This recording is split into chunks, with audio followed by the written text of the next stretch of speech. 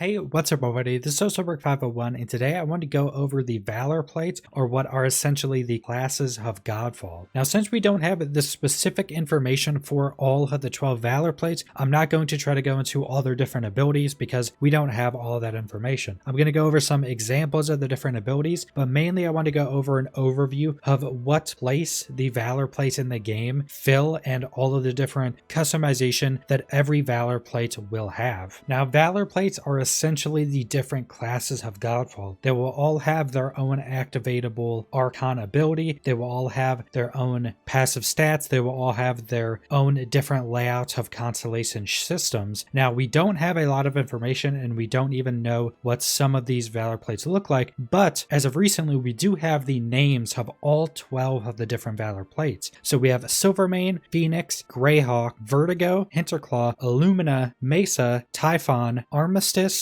Mobius, Aegishorn, and Bulwark. Now to unlock additional Valorplates past the one you start with, you have to craft them, and that requires two different resources. The first resource is the more general one, which is Valorplate cores, and from the sounds of it, you should have enough cores to unlock all the Valorplates after completing the main campaign. And the second resource isn't shared between all of the different Valorplates, so different Valorplates are going to take different secondary resources. These are the ones that it sounds like you're going to have to grind past the campaign to be able to unlock every Valorplate. And these different resources just come from the different elemental realms in the game. The game is essentially split up between 4 different elemental realms, and for each of the different resources, you just have to go to that different realm and do any activities in that realm to get those specific resources. So once you have enough, you can then craft whatever Valorplate you want, and every Valorplate will play differently and have something that they focus on. And this will be shown through their passives and their Archon Fury ability, which is essentially the ultimate for every Valorplate. And when you use your Archon Fury ability, the passive of your Valorplate will also be massively buffed, and then you will also get additional passive buffs while the Archon Fury ability is active, and that's on top of whatever the ability itself actually does. Now we do actually have a screenshot showing the crafting UI for one of the Valorplates. This is Armistice, and this takes 10 Valorplate cores to craft, which I assume all the Valorplates are probably going to take somewhere around the same amount of cores, and 50 crystalline tears, which is the secondary resource, so you'd have to go to one of the specific realms to farm that resource. For Armistice, his passive is plus 20% breach damage. If you don't know what breach is, it's essentially breaking the armor of armored enemies to be able to actually do damage to them. And his Archon Fury ability is unleash a shockwave that breaches nearby enemies and deals 587 physical damage. So we can see just by his ability and his passive that Armistice is really about taking down bigger, more armored enemies and breaching them, which would also help your allies because now they can deal damage to them much more easily. And during Archon Fury, you get plus 100% breach damage, plus 100% damage to breach enemies, plus 100%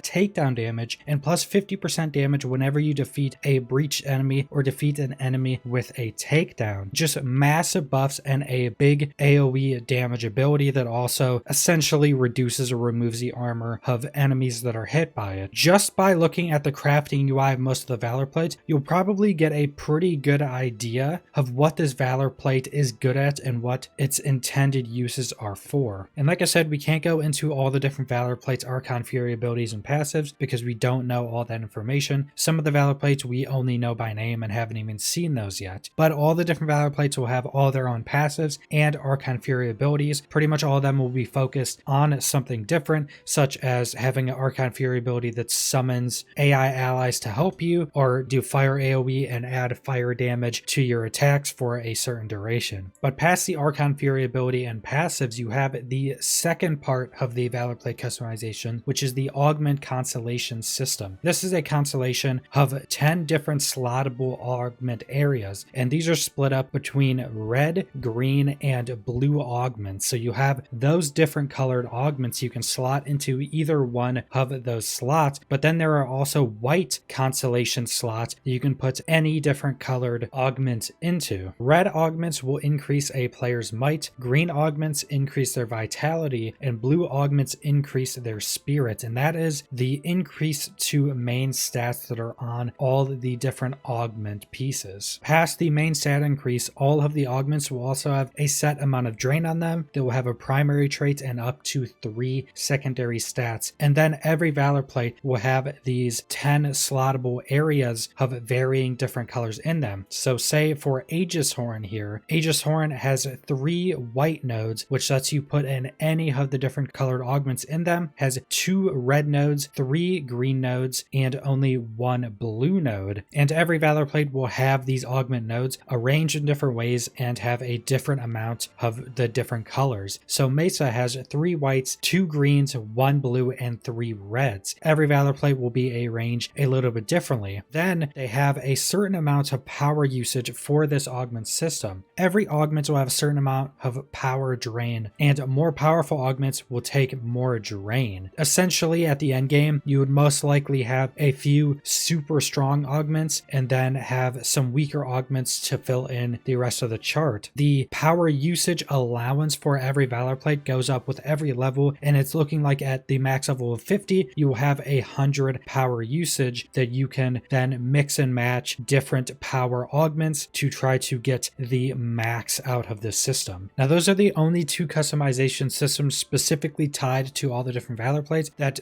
increase or change your power. Now, there are cosmetic changes you can do to the Valor plates. We don't know much about those besides the fact that with the certain versions of pre-ordering the game, you get different colorings for the different Valor plates. So we can assume that that is the main way to customize them and make them look a bit different. Past those 2 systems, you still have a bunch of other power customization that will tie into your power and playstyle. You have all your different gear pieces, and then you have the skill system, which is general across all of the different Valor plates. It's tied specifically to your level, so every new Valor plate you play, you will still have the same amount of points to use in the skill system, and you can respec it at any point, so you can have every Valor plate set with a different set of skill points, kind of making it a in-between between stuff that is specifically tied to Valor plates and stuff that is more general customization or gearing. Going more in depth with the skill system is something that could warrant its own video. So that is pretty much all the information we know about Valor plates. Now, there are 12 of them, so there are a ton of different variations on Archon Fury abilities, on the passives they get, on how the Augment Constellation systems will affect the gameplay or build you're going for with that Valor plate. But we will have to wait until we get more information or until the game comes out to learn all of the specifics of all of the different Valor plates.